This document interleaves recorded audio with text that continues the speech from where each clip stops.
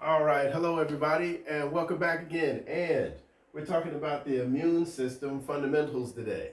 And I am Cliff Davis, Associate Dean of Nursing and longtime medical surgical professor, okay? All righty, so let's jump right in. What are we doing at RN Cliff Notes? We are helping students to see through larger concepts. How do we do that? By giving you study smart strategies. Hey, the study smart strategies are critically important. It's so important that you don't study and forget, right?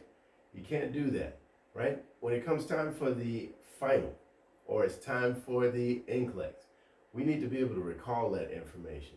How do we recall that information? By attaching memory anchors, right? Okay, so let's do that. So first off, we want you to number your paper or your device from 1 to 5, okay? From 1 to 5. All right, and first, let's talk a little bit about the immune system. So, the immune system, it consists of lymphoid organs, and we'll be talking about that a little bit, and tissues, as well as lymphocytes and other white blood cells and chemicals. And we understand that cells use chemicals to communicate with each other. Yeah? All right. Now, so number one. All right. What are chemical markers that identify cells and molecules? What are they? So jot that down. What are those chemical markers? And you should have written down, and make sure you're writing it down. Isn't that right? Okay. Antigens.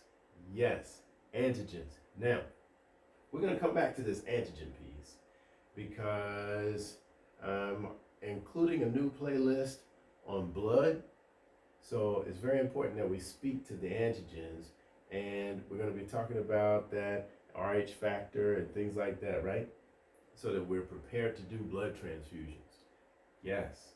All right. So, number two, what is the main type of cell found in lymph fluid that includes natural killer cells, T cells, and B cells? All right. So let's see what you got. You should have put down, right? And pause it if you need to. Lymphocytes. All right. Now, there are three types of those. So we've already talked about the natural killer. There's T cells, B cells. All right. And one quick way to remember, an easy way to remember it, T cells and B cells are what? Natural killers. T cells and B cells are natural killers. And in that statement, we find the three different types of lymphocytes. Now, sounds strange to talk about killing and things of that kind of nature. But what you need to bear in mind is this. These are the kind of things that are preventing you from coming down with cancer. We said in a previous video, right, that as we age, unfortunately, there's a specific part of our body that shrinks. And unfortunately, due to the shrinkage of that, it sort of slowly opens up the door to exposure to cancer. Unfortunately, right? We'll come back to that. All right, so those are our three types of lymphocytes. Now, number three, in reference to T cells and B cells, where in the human body do they arise? Where do they arise? Where do they originate from? What part of the body? Okay, and you should have said red bone marrow. That's right, red bone marrow. Okay, that's where they both arise or originate. Okie doke. The next one, 4. Where do T cells migrate in order to mature? Now hold on. As we start talking about these cells, it can seem like a kind of distant concept. It's just something that's up on the slide. So let's use ourselves, right, as a reference point. Okay. Many of you watching this video, just as myself, you probably were born in one location, but you finished maturing and growing up somewhere else. Now, for myself, place of birth, Cincinnati, Ohio. But spent lots of time in Virginia, right? Maturing. Okay, so birthplace and then maturation place. Right, so that's how we want to look at the cells in the same light. Okay, so we already talked about where they were born. That was the red bone marrow. Now, where did they migrate? Migrate, move to, right? And then mature. So for T cells, and here's the key. T cells, we take the T off of the word thymus. That's how T cells get their name, right? So T cells, thymus derived cells, right? Now, an important note as well. T cells are also known as T lymphocytes. And we already broke that down, didn't we? And we said that T, right? The T cells found in lymph fluid, the cells. Yeah. So T cells and lymph fluid, T lymphocytes. So we can refer to them interchangeably. Okay? Now, the other piece to take away is that although they mature in the thymus, they also migrate to lymph nodes, nodules, and the spleen. We're going to go into greater detail on that. Okay. Now, B cells. It's the B cells' turn. What is the location where B cells mature? Okay, and you should put down, right? B cells, what? They stay in the bone marrow, B cell, bone, and in that bone marrow, that's where they mature. By the way, they're also known as what? B lymphocytes. All right. So B reflects that location, and B cells, some of them become plasma cells that produce antibodies. We're going to get into that quite a bit, okay? Others become memory cells. Now, the antibody piece, that's going to be another video, but I want to talk about this memory cell situation. So when it comes to memory cells, I want you to picture them almost like wanted posters, right? And so if your body's been attacked before, then these are the kind of cells that help your body to remember what was the source of that attack, what pathogen initiated that attack, right? That is something really special about our immune system. Okay, now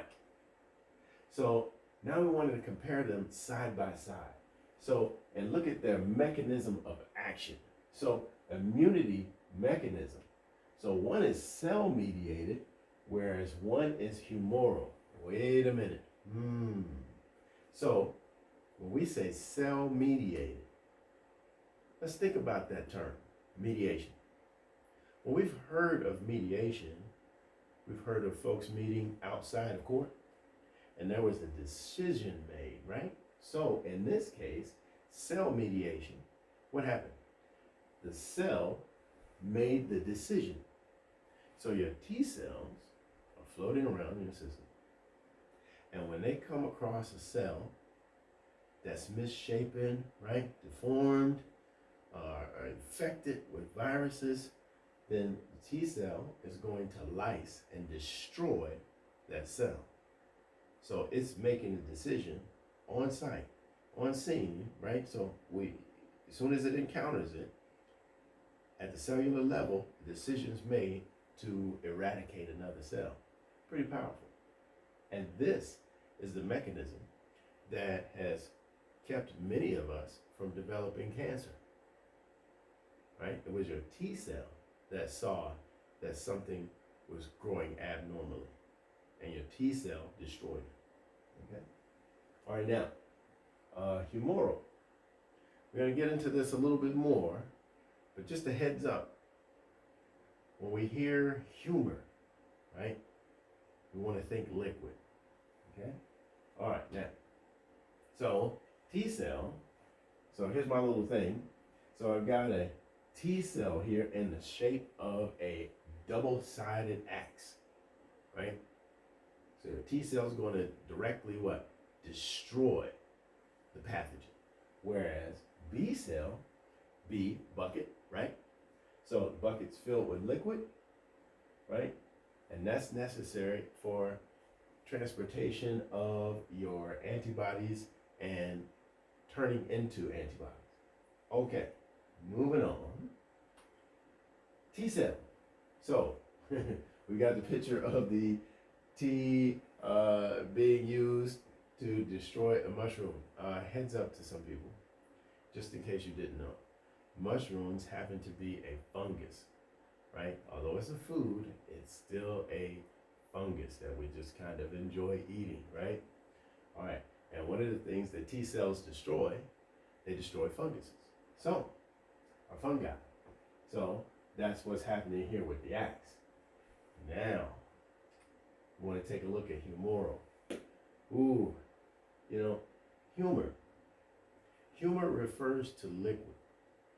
And sometimes that's difficult for people these days to understand because that term comes from antiquity, right? Back in the day, and we're talking about the time of like Greek philosophers, right?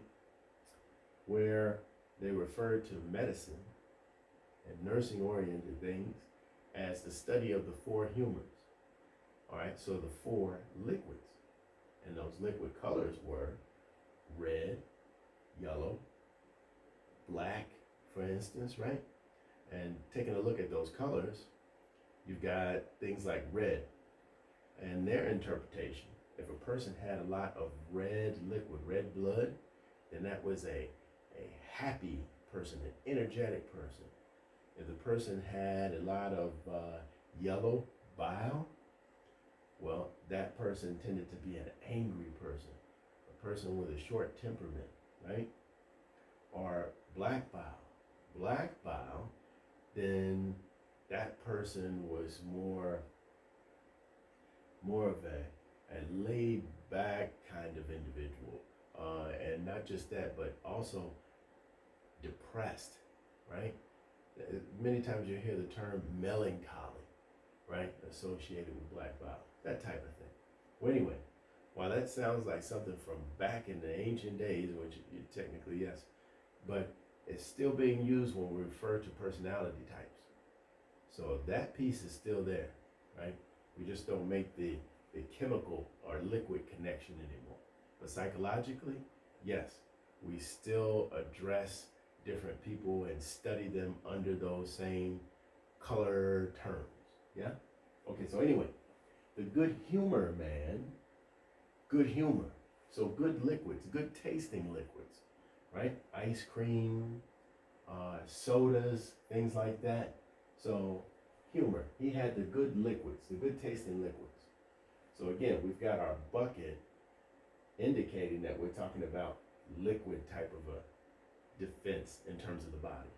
Okay, all right. So now, we've looked at our mechanism, cell-mediated versus humoral, and we want to put them side by side just to illustrate the differences. So, cell type. If ever on an examination you're asked about cell-mediated immunity, we are talking about what? T cells. Yes. And if you're asked about the humoral response in terms of immunity, then we're talking about B cells. Okay? Now, their means. So, as we know, B cells, their means of attack is liquid. T cells, their means of attack is physical. So check that out, right? Now, another tidbit. This liquid attack tends to occur outside of cells. So outside of the cellular environment. Technically, we would refer to that as what? ECF? The extracellular fluid is where the liquid attacks occur. Now, inside the cell is where the physical attack is taking place. So the T cell goes up to the pathogen or the infected cell that has the tiny little viruses inside of it and start to pump in a lysing agent that destroys the cell from the inside out.